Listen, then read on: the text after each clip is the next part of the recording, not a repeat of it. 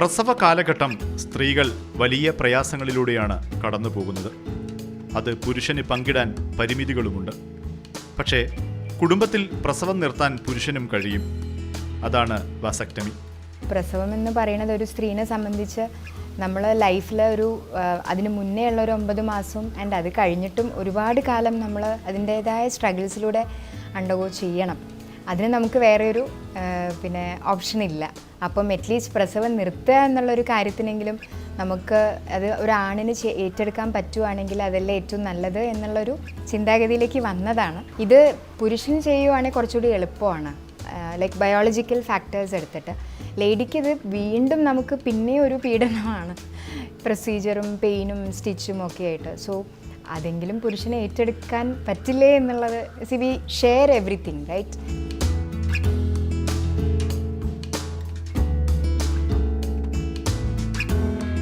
എങ്ങനെയായിരുന്നു ഈ ആശയം വന്ന സമയത്ത്? ഏതെങ്കിലും തരത്തിൽ ആശങ്ക ഉണ്ടായിരുന്നോ?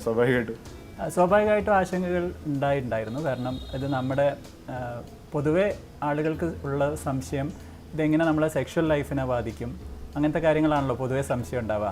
ഇത് ചെയ്തു കഴിഞ്ഞാൽ പുരുഷത്വം നഷ്ടപ്പെടും എന്നുള്ള രീതിയിലാണ് ആളുകൾ ഈ വന്ധ്യംകരണം എന്നുള്ള വാക്ക് കേൾക്കുമ്പം തന്നെ ആൾക്കാരുടെ മനസ്സിൽ അയാൾക്ക് ഇനി ഇതിനൊന്നും പറ്റാത്ത ഒരാളായി എന്നുള്ള രീതിയിലാണ് അതിനെ കാണുന്നത്. പക്ഷേ സത്യത്തിൽ അങ്ങനെയല്ല.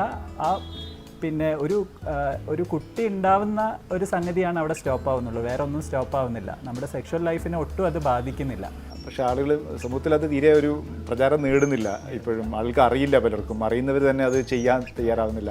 അതെന്തുകൊണ്ടായിരിക്കും അങ്ങനെ? ഫ്രാങ്ക്ലി സ്പീക്കിംഗ്, ഒരു ഈഗോ ഹേർട്ട് ആവുന്ന ഒരു പ്രവണതയാണ് ഞാൻ എൻ്റെ ഫ്രണ്ട് സർക്കിളിൽ ലേഡീസിൻ്റെ അടുത്ത് ഇത് ഷെയർ ചെയ്യുമ്പം നല്ലതായിരുന്നു, പക്ഷേ അതൊന്നും പറഞ്ഞാൽ അവരൊന്നും സമ്മതിക്കില്ല, അവർ ചോദിക്കാൻ തന്നെ പേടിയാണ് ലേഡീസിന്. ഫസ്റ്റ് തിങ് എനിക്ക് തോന്നുന്നത് അവയർനെസ് ഇല്ല എന്നുള്ളത് വലിയൊരു ഫാക്ടറാണ്. കാരണം ഞങ്ങൾ തന്നെ ഇങ്ങനെ ഒരു സംഗതി ഉണ്ട് എന്ന് അറിയുന്നത് ഈ ഡോക്ടർ പറഞ്ഞപ്പോഴാണ്. ആധുനിക ചിന്ത സ്ത്രീകൾക്ക് ജീവിതഭാരം ഏറെ കുറയ്ക്കുകയാണ്.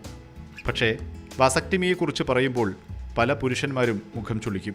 2 നോർമൽ ഡെലിവറി ആണെങ്കിൽ അതിനുശേഷം ഒരു സർജറി വഴി ഈ സ്ത്രീ പ്രസവം നിർത്തണം എന്ന് പറയുന്നത് സത്യം പറഞ്ഞാൽ ശരിയല്ല.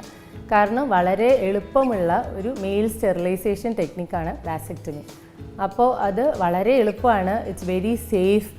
ഒരു സർജറി അല്ല അത്. ആക്ച്വലി അതിലൊരു അനസ്തീഷ്യ ഇല്ല, ഒരു സ്യൂച്ചർ പോലും ഇല്ല. വാസ് ഡിഫറൻസ് എന്ന് പറഞ്ഞിട്ടൊരു ട്യൂബുണ്ട്. ഇത് ടെസ്റ്റിക്കിൾസിനെ പീനിസിലേക്ക് കണക്ട് ചെയ്യുന്ന ട്യൂബാണ്. ഇതുവഴിയാണ് സ്പേംസ് പീനിസിലേക്ക് എത്തുക. അപ്പോൾ അത് ബ്ലോക്ക് ചെയ്യാണ് വാസക്ടമിയിൽ ചെയ്യുന്നത്. സ്ത്രീയുടെ സ്റ്റെറിലൈസേഷൻ എന്ന് പറയുന്നത് ഒരു സർജറിയാണ്. അതിൽ അനസ്തീഷ്യയുടെ റിസ്ക് ഉണ്ട്, ഒരു സർജിക്കൽ പ്രൊസീജിയർ. അപ്പോൾ അതിൻ്റെ പോസ്റ്റ് സർജിക്കൽ റിസ്ക്സ് ഉണ്ട്, ഇൻഫെക്ഷൻ വരാൻ ചാൻസ് ഉണ്ട്, കോസ്റ്റ് കൂടുതലാണ്. അപ്പോൾ ഈ റിസ്ക്സ് ഒന്നും വാസക്ടമിക്ക് സത്യം പറഞ്ഞാൽ ഇല്ല. പോകുന്നു, പ്രൊസീജിയർ ചെയ്യുന്നു, നടന്നിട്ട് അവർക്ക് വീട്ടിൽ പോകാം. അത്രയ്ക്കും സിമ്പിളായിട്ടുള്ള ഒരു പ്രൊസീജിയറാണ്. സ്ത്രീ ജീവിതത്തിലെ ആയാസങ്ങൾ പുരുഷനുമായി കൂടുതൽ പങ്കിടുന്നതിനുള്ള ചർച്ചകൾക്ക് കൂടി അവസരമായി മാറണം വനിതാ ദിനമെന്ന് പറയുന്നു അഡ്വക്കേറ്റ് രേഖാദാസും അനൂപ് ഗംഗാധരനും.